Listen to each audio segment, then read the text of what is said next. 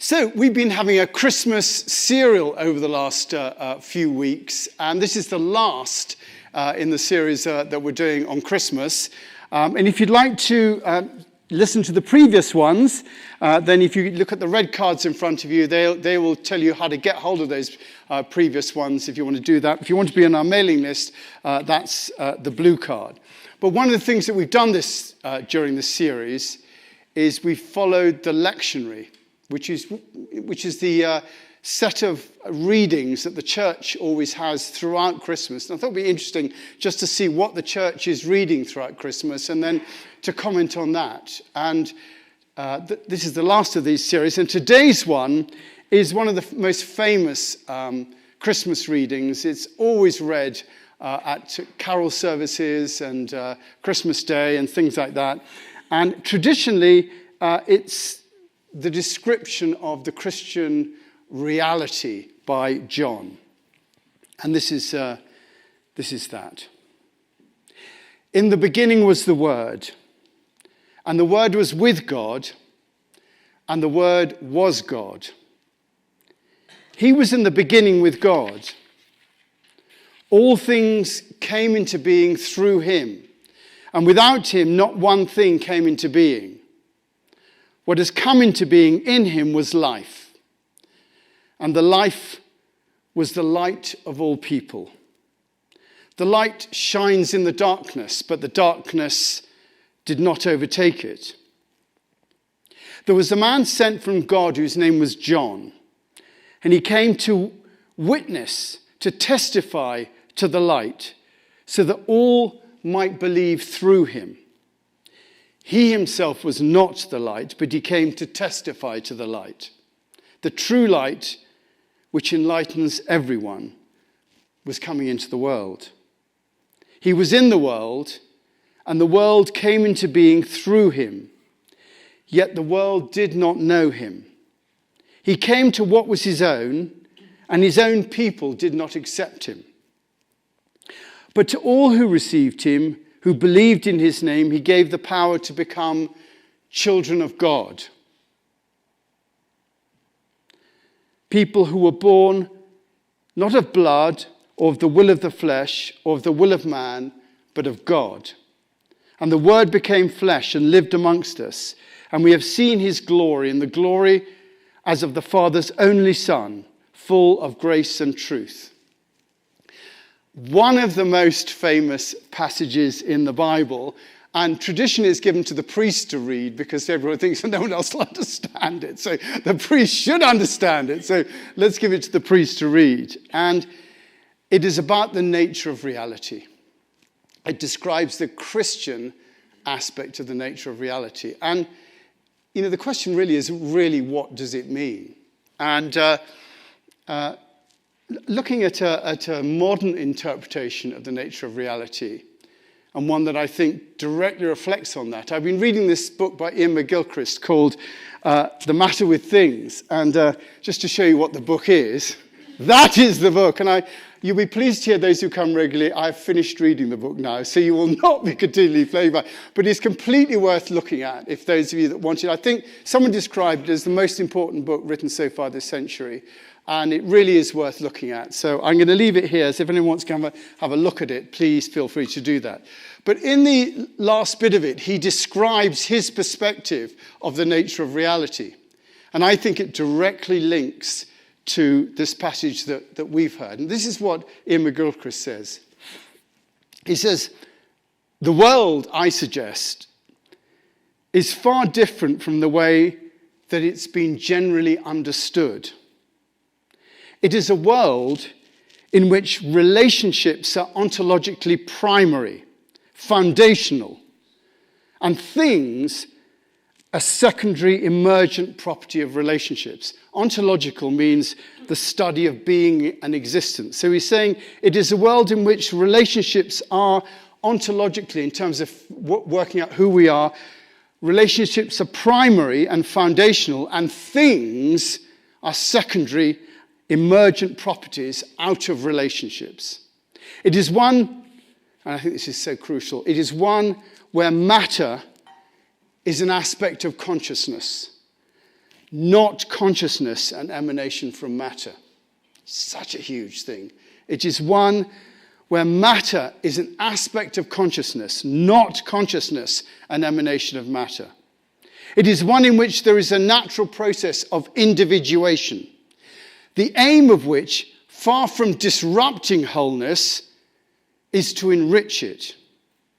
It is one where opposites are not as far as possible removed from one another, but opposites tend to coincide.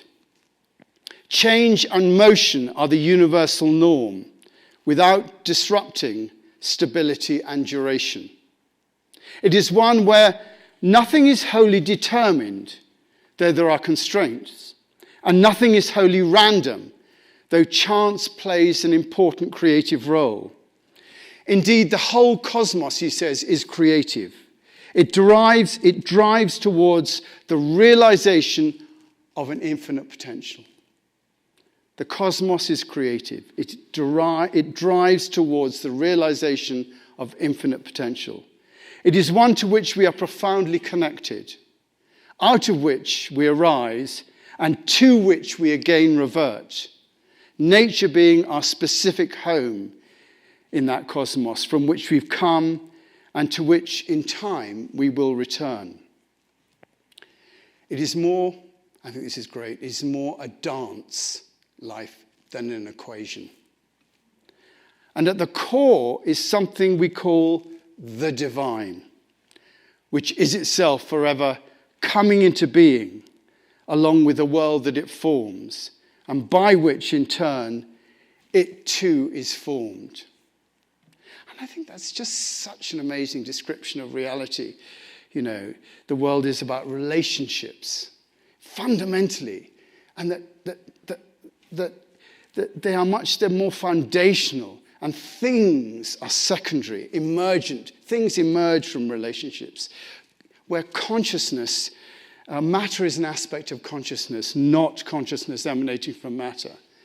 You know, individuation is great, the aim of which is not to disrupt, but to enrich. Opposites coincide and don't mess with each other. Change and motion are continually happening. Nothing's wholly determined, but chance does play a role. The cosmos is creative. It is about the realization of infinite potential. It's one we are all profoundly connected with, and we return to it in the return to nature. It is more of a dance than an equation. And at the core is something we call the divine, which is unfolding in the same way that we're unfolding. And I think it sort of gives a perfect picture of that passage from John 1. In the beginning was the Word, and the Word was with God, and the Word was God. When he uses the word word in this, John is referring to the Greek word logos, and that word means to speak, and it includes the concept of divine wisdom, shaping, ordering, and directing principle. In the beginning was the logos. In the beginning was the creative principle, and the creative principle was with God, and the creative principle was God. So that directing principle, it says in that John passage, was there from the beginning, and it was with God, and it was God. And I think that, you know, this concept of reality goes through all the great wisdom traditions. And if you look, you know, there's a very famous passage in the Tao Te Ching, which again echoes this. It says, look and it can't be seen. Listen and it can't be heard. Reach and it can't be grasped. Above, it isn't bright. Below, it isn't dark. Seamless, unnameable, it returns to the realm of nothing. Form that includes all forms. Image without an image, subtle beyond conception. Approach it and there is no beginning. Following it and there is no end. You can't know it, but you can be it. At ease in your own life. Just realize where you come from. That is the essence of wisdom. And again, it points to that idea of the word being within us at the same time. It echoes the concept of the self in Hinduism, the idea of the ultimate self. There are two selves. There's the ego self and there is the greater self. And in Buddhism as well, the idea of the self. It is the primary cause. It is the essence that is within us all. And he goes on, the light shines in the darkness, and the darkness did not overtake it. And that has a resonance with that image of the yin and the yang. You've got the yin and the yang with all the white side with the dot in the middle of darkness, and all the darkness with the dot in the middle of light. And nothing overtakes either of them. They are individual. They are there. They are opposites, but they are making one particular whole. The darkness does not overtake it. And it says there was a man sent from God whose name was John. And now, he's now talking about John the Baptist, referring to Jesus. He came to witness, to testify to the light, that all may know the light through him and may believe that light. To all who received him, who believed in his name, he gave the ability to become children of God, who were born not of his blood, not of the flesh, or the will of man, but of God. And here we have that reference to the divine that Ian McGilchrist talks about, that divine that is at the absolute center of reality. The Word became flesh and lived among us, and we have seen his glory, the glory of the Father's only Son, full of grace and truth.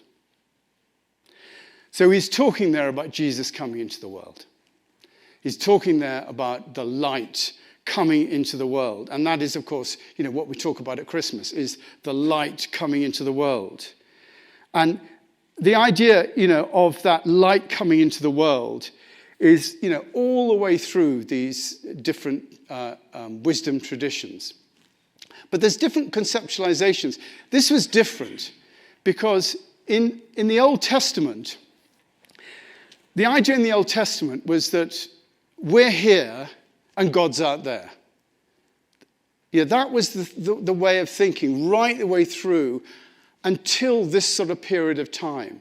That we were, the fallen, we were the people, and God was out there, and that we had to in some way propitiate God in order to make things okay. But the difference that Jesus said was that we have two natures, that we are both human and divine.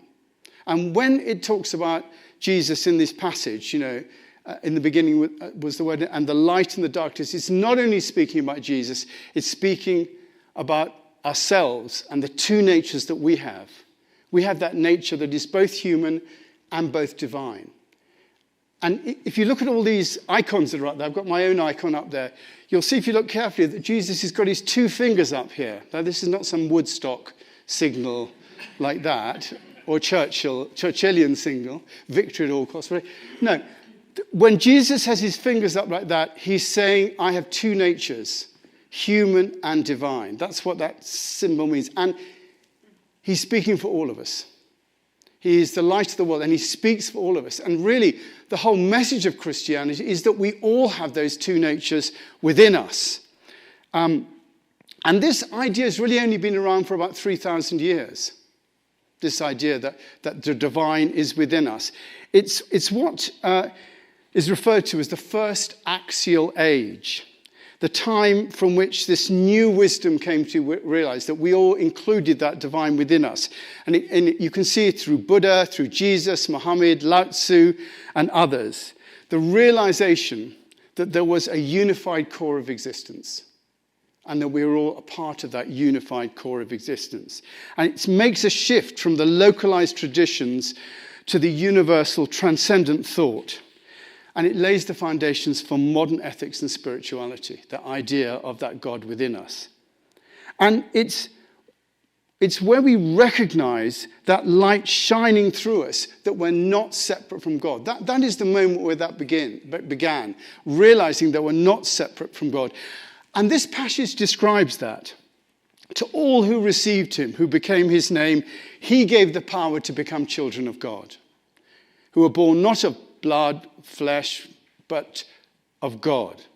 And we have the capability of bearing that into the world. And I think that's incredibly important now. And it has been for centuries because we're stuck. There is a stuckness that is existent at the moment. we're stuck with, this idea or that idea being the way to go forward, left politics or right politics, the arguing and hating that goes on. And history has shown us that it's possible to go beyond that, to create understanding through the nature of presence. And all these great leaders created understanding. They didn't have their own podcasts where they had the ideas that went out there and said, this is the way to do it. No, it was their presence with people that created that understanding. Moses at the burning bush, boom, came down, his face shone, if you look at in the Bible. His face shone. Buddha, exactly the same. He shone. It was about his presence. Lao Tzu and Muhammad. And it's about education happening through that nature of presence. And I think we've got to the point, this is me, thinking this now. And there is an opportunity for you to disagree with what I'm going to say now, but, please feel free to do that later. But I think we've got to a point now where argument just doesn't cut it anymore. You just cannot argue with people. Because they just come back with more arguments. You can't. The key thing at the moment, I believe, in the way we are at the moment, is that, from my perspective, there is a universal consciousness of which we're all a part. There's a oneness. If you're into spirituality, you might buy into this. There is a oneness that we're all a part of, a unitive consciousness that enables us to see that we are all in this together, that we need to solve the planet's problems together, that we need to solve the world's problems together, that actually we're all manifestations of that consciousness. But how do you get people to understand that? You can't argue. You say, this is a situation. You can rationalize it and say, trees and bugs and people and plants, we're all.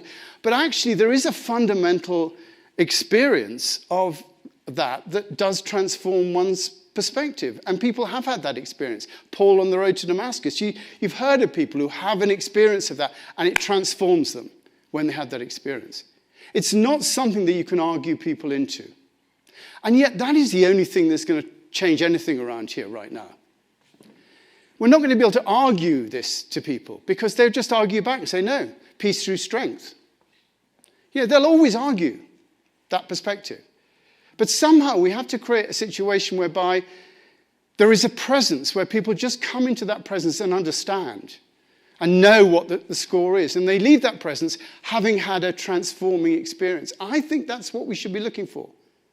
We should be looking for people, the key question is, how do we educate people to understand that they're all part of the same whole? How do we do that?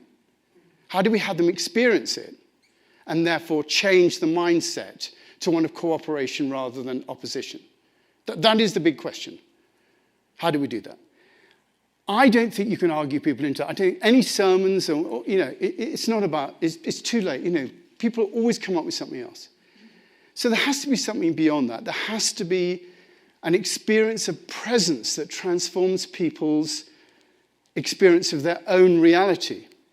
And I think that the fact that this reading that we've had suggests to me that if it can happen with Buddha, if it can happen with Jesus, if it can happen with Moses, if it can happen with Lao Tzu, if it can happen with Muhammad,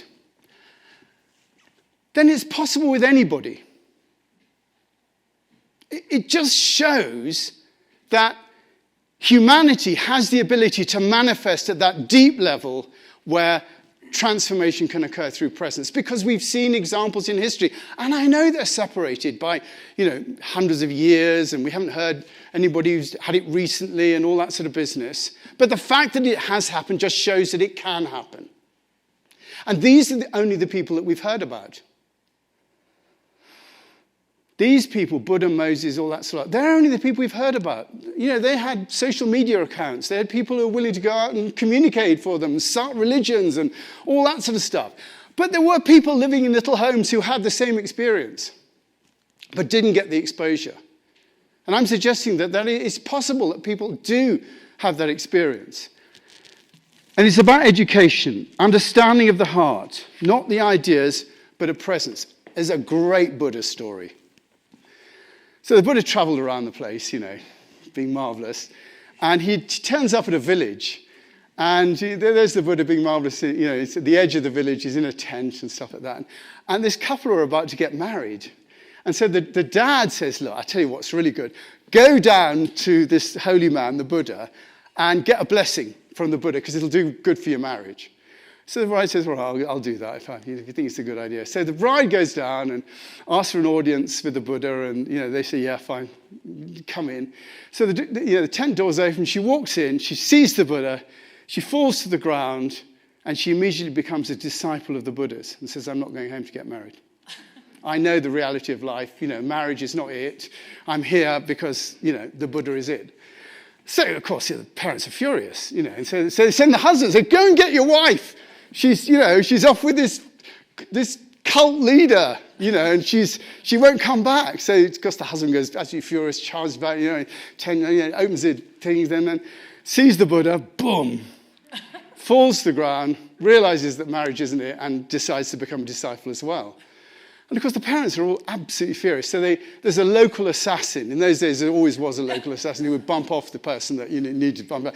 So they got hold of the local assassin. Look, can you go and get rid of the Buddha? Because obviously, we want, Mary and whatever it is to get married. So the assassin goes in and, sneaks around the back and goes into the tent and comes into the Buddha's presence. And the same happens to him, falls to the ground and becomes the Buddha's disciple. That is the nature of presence, the opportunity to, it doesn't matter what's being said, but somehow something is being communicated at a very deep level. And, I told this to one of my children, it never happened. I said, it doesn't matter if it happened. It explains the nature of presence. It explains what can happen, that people can have an experience, a fundamental experience from the nature of presence. And, there's a wonderful Meister Eckhart, I mentioned this in my Christmas sermon. Meister Eckhart, the 13th century philosopher, said, what good is it if the Son of Man is born to Mary 1,300 years ago, but he's not born to me in my generation and in my culture? We need to be birthing that sort of presence around us. And it is possible for humans to do that. And you can see people who've sort of, got on the margins of it. Gandhi, look at the effect he had. It wasn't really through, necessarily what he said. I mean, that whole thing, he probably could have read the phone book and he still would have had all these people out there. Nelson Mandela's similar, stopped a whole slaughter, through some aspect of presence being there. And I think, what I'm thinking is, even Dr. King, such a presence there as well. And my question is, where else? Where else? Because I think there are people out there that do have that presence. And I think we're in a situation in the world where we need that right now. Well, we don't need some new politics to combat the old politics. Just know that, it's going to be the same but different. But we need that presence. And we need to find those people with that presence. And I think, our role is to look for those people. And to look for somebody who has that nature of presence that can transform things. I'm looking, get 5,000 people in a stadium and say things, and suddenly people leave and go, maybe just like Billy Graham used to do, but in a different way. And they leave thinking, wow, yeah. I get that. And I think we need that, and we need to be asking who is out there with that. We need to be finding people. People who can communicate like this. And I haven't seen any, tell you the truth. I sort of read books and, listen to podcasts and all the rest of it. I haven't seen anybody where I go, wow! But there will be somebody out there. And I think we should be looking. And it's the looking for that makes the difference. I'm going to finish with a lovely story, which I love. And this is a story. This shows what happens when you look. When you're looking for that. And I think we should be looking. As a community, who is out there that can make that difference? Because nobody else is right now. Leave it to politicians. And We're completely up the creek. There needs to be something different. Here's the story. A monastery had fallen on hard times. It was once part of a great order which, as a result of religious persecution, had lost all its branches. It was decimated to the extent that there were only 5 monks left in the mother house, and the abbot and 4 others, all of whom were over 70. Clearly, it was a dying order. Now, deep in the woods surrounding the monastery was a little hut that the rabbi from a nearby town occasionally used as a hermitage. One day, it occurred to the abbot to visit the hermitage to see if the rabbi could offer any advice that might save the monastery. The rabbi welcomed the abbot and commiserated. "I know how it is," he said. "The spirit has gone out of people. Almost no one comes to the synagogue anymore." So the old rabbi and the old abbot wept together and spoke quietly of deep things. The time came when the abbot had to leave. They embraced. "It's been wonderful being with you," said the abbot, "but I've failed in my purpose in coming.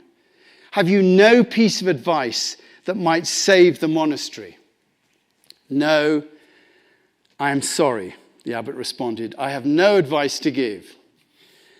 The only thing I can tell you is that the Messiah is one of you."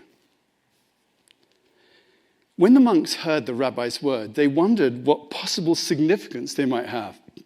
The Messiah is one of us? One of us here in the monastery? Do you suppose they must mean the abbot? Of course, it must be the abbot who's been the leader for so long. On the other hand, he might have meant Brother Thomas, who's undoubtedly a holy man.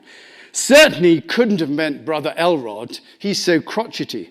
But then Elrod's very wise as well. Surely he could not have meant Brother Philip. He's much too passive. But then, magically, he's always there when you need him. And of course, he didn't mean me.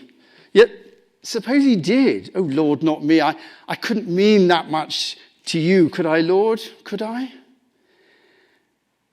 As they contemplated in this manner, the old monks began to treat each other with extraordinary respect, on the off chance that one of them might be the Messiah. And on the off chance that each monk himself might be the Messiah, they began to treat themselves with extraordinary respect, because the forest in which the monastery was situated was incredibly beautiful. And because of that, people occasionally came to visit the monastery to picnic or wander along the old paths, most of which led to the dilapidated chapel. They sensed the aura of extraordinary respect that surrounded the 5 old monks, permeating the atmosphere. They began to come more frequently, bringing their friends, and their friends brought their friends. And some of the younger men came to visit and began to engage in conversation with the monks. And after a while, one asked if they might join, and then another, and then another. And within a few years, the monastery became once again a thriving order. And thanks to the rabbi's gift, a vibrant community of light and love. It is living into this question that the Christ is amongst us that transforms things. Where is that word living now? And can we seek it out in a way of helping people understand this nature of reality that we hold so dear? So we always have an opportunity just to have a bit of a conversation for you, to anyone. All this sort of stuff that we say is given with the willingness to be wrong. So if anyone would like to make a comment, say anything, share an experience, ask a question, sometimes we just have a bit of a silence, but I'll open it out to anybody who wants to say anything.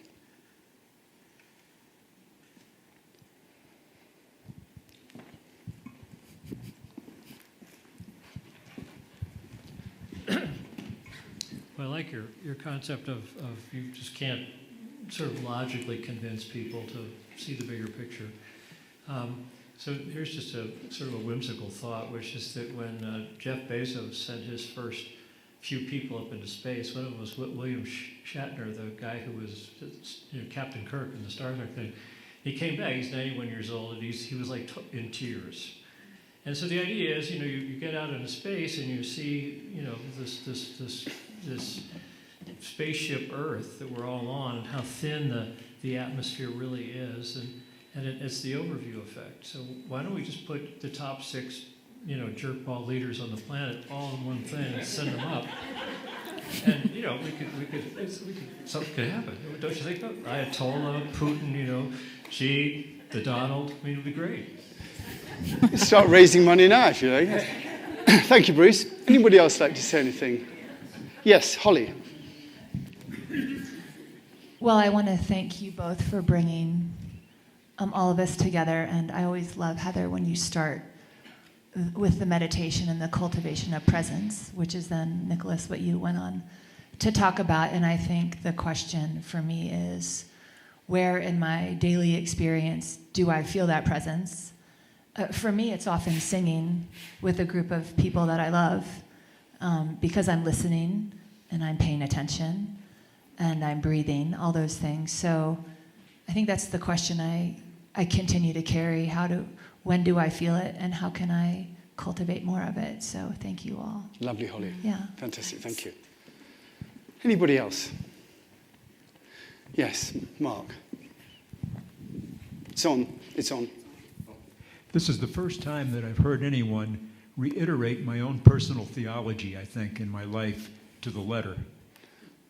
Thank you, Mark. I so appreciate that. It's very kind of you. Thank you. Anybody else? Nick. Well, talking about the cultivation of presence, I'd just like to remind everyone that there's a meditation group every Tuesday morning, because that is the essence of what that is about. And I think that that's greatly contributes to our ability to be there for other people and to be present. So. Thank you. Ward. Those that know me know that I'm a heretic.